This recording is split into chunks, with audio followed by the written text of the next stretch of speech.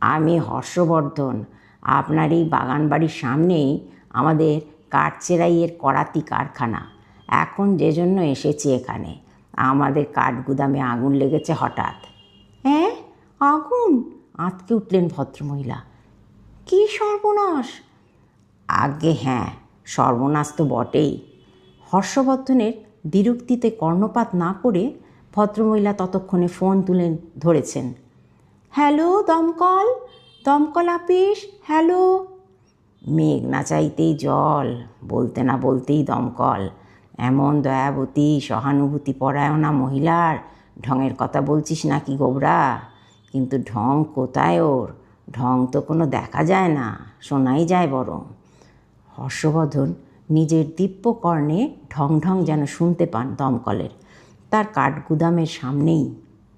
hello, দমকল আপিস,